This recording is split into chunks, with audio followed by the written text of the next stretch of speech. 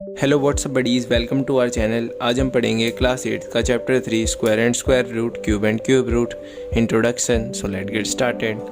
तो पहले हम जान लेते हैं स्क्वायर रूट क्यूब रूट होता क्या है। तो अभी तक जब भी हमने स्क्वायर सुना था तो हमें एक ऐसा शेप याद आता था, ये फोर शेप, मतलब ये स्क्वायर जैसा शेप आता था। और क्यूब सुनते ही हमें कुछ ऐसा शेप याद आता था जो कि बॉक्स की तरह दिखता था। हाँ, पर ये तो होते हैं ज्योमेट्री के शेप। हाँ, ज्योमेट्री। पर हम तो पढ़ रहे हैं अभी अलजेब्रा। तो अलजेब्रा में स्क्वायर क्या होता है?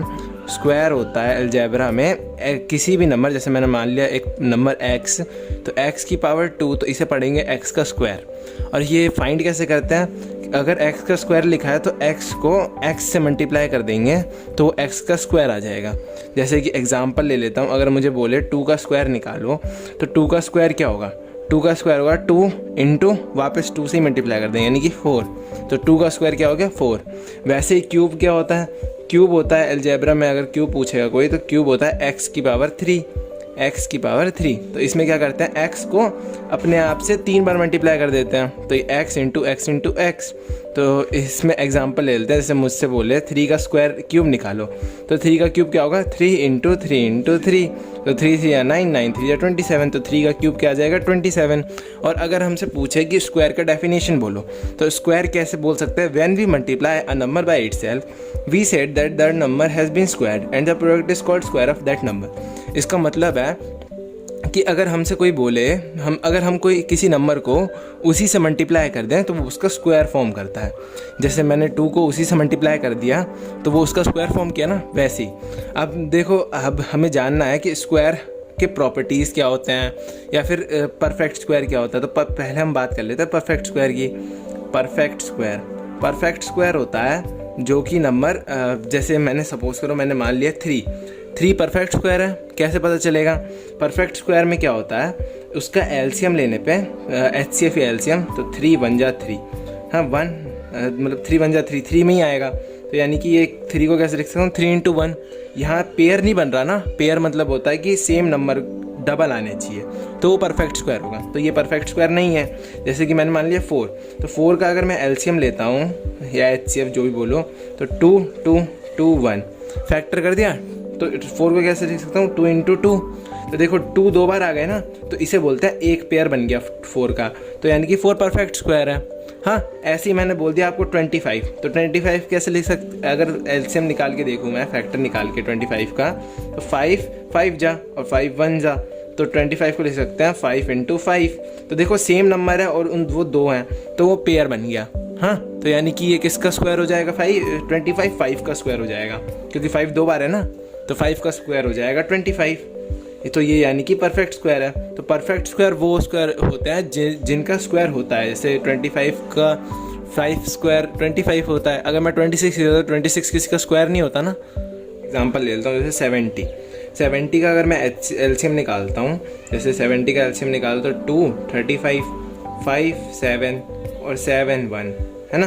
तो देखो 70 का क्या हो गया? 2 इंटू 5 इंटू 7, देखो कोई भी सेम नहीं आया, तो ये परफेक्ट स्क्वायर नहीं है। अगर मैं इसी की जगह पे ले लेता हूँ 360, हाँ 360 का अगर हम एलसीएम निकालते हैं 360 का, तो 2 180 290 245 3 15 5 3 5 और 5 1। देखो 360 को कैसे लिखता हूँ? 2 into 2 into 2 into 3 into 5 into 5। देखो इसमें 2 का तो पेयर बन गया, 5 का तो पेयर बन गया, पर इन दोनों का पेयर नहीं बना ना। यानी कि यहाँ अगर इसी की जगह पे यहाँ एक और बार 2 होता और एक और बार 3 होता, तो इन दोनों का भी पेयर बन जाता, तब ये स्क्वायर होता परफेक्ट। पर ये क्योंकि पेयर नहीं बना सबका, तो ये परफेक्ट स्क्वायर नहीं है। तो अब हम जान लेते हैं प्रॉपर्टीज़ ऑफ स्क्वायर क्या होता है। वैसे मैंने इस पर पहले ही एक सेपरेट वीडियो बना रखी है, इसलिए मैं इसमें नहीं बताऊँगा। तो हम direct method to solve square में आते हैं। 3, पहला है प्राइम फैक्टराइजेशन, हाँ। दूसरा आता है डायगोनल मेथड, और तीसरा आता है कॉलम मेथड। इन तीनों पे मैंने सेपरेट वीडियो बना रखी है, तो उसकी लिंक मैं डिस्क्रिप्शन या फिर आई बटन में दे दूंगा, क्योंकि अगर मैं ये बताने लगा तो वीडियो काफ़ी लेंदी हो जाएगी ना, इसलिए मैं ये बता नहीं रहा। मैंने सिर्फ ये बता दिया कि मेथड टू सॉल्व स्क्वायर में क्या क्या आते हैं। अब हम पहुँच जाते हैं स्क्वायर रूट पे। स्क्वायर रूट क्या होता है? स्क्वायर रूट देखो, जैसे स्क्वायर होता है ना, जस्ट उसका उल्टा स्क्वायर रूट होता है। जैसे मैंने सपोज 7 का स्क्वायर बोला, तो 7 का स्क्वायर होगा 7 × 7 तो 49। हाँ, तो इसमें क्या होगा? रूट अंडर 49, मतलब ये स्क्वायर रूट का फॉर्मूला साइन होता है, स्क्वायर रूट का साइन ये होता है। हाँ, तो स्क्वायर रूट ऑफ 49 क्या होगा? स्क्वायर रूट ऑफ 49 के लिए क्या करना पड़ेगा? 49 का फैक्टर करना पड़ेगा, तो 7 7 जा 7 1 जा, तो ये क्या हो गया? इसे कैसे लिख सकते हैं 49 को? 7 × 7। अब देखो सेम चीज़ है और डबल है, तो एक बाहर आ जाएगी, तो इन दोनों में से एक बाहर आ गया और रूट हट जाएगा, तो रूट अंडर 49 क्या हो गया? 7। तो ये देखो, ये ऐसे भी हो सकता है ना, +7 भी और -7 भी। कैसे? जैसे कि मैंने रूट अंडर 49 को हम ऐसे नहीं लिखते हैं, root under -7 × root under -7, minus minus plus हो जाएगा और 7 7 जा 49। तो यानी कि देखो फिर से पेयर बन गया, इसे कहते हैं पेयर। पेयर होता है ना, तो एक बाहर आ जाता है और अंदर बच जाता है जो बाकी रहता है, तो अंदर तो 1 ही बाकी रहेगा और 1 का रूट 1 ही होता है। तो -7 बाहर आ गया और 1 का रूट 1 बच गया, रूट 1 को 1 ही लिखते हैं, तो 49 का आ गया -7। तो स्क्वायर रूट के भी सॉल्व करने के लिए 3 मेथड हैं। एक है प्राइम फैक्टराइजेशन, दूसरा मेथड है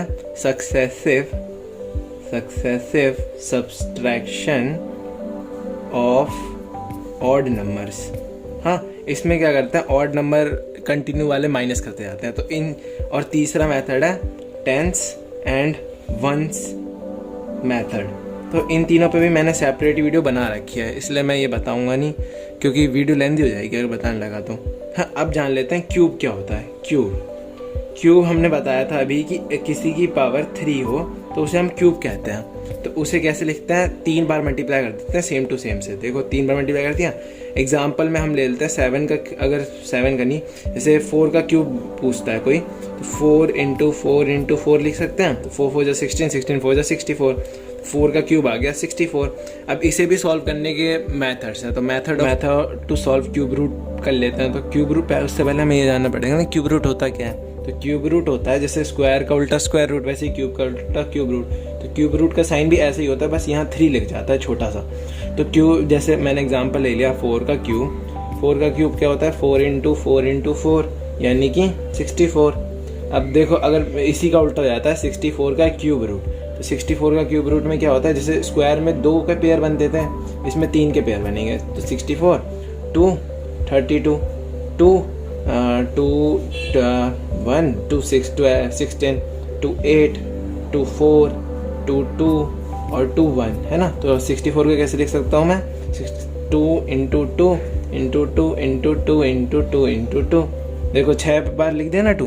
तो अब देखो क्यूब है, तो क्यूब यानी कि 3 के पेयर बनेंगे इसमें। तो इन तीनों के पेयर 1 बन गया, इन तीनों का पेयर 2 बन गया, और लास्ट में क्या बाकी रहेगा? 1। हाँ, तो ये क्या हो गया?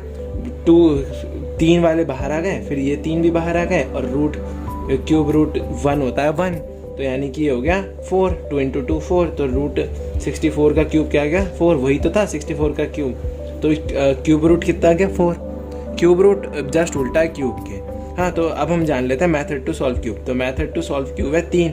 एक है प्राइम फैक्टराइजेशन, एक है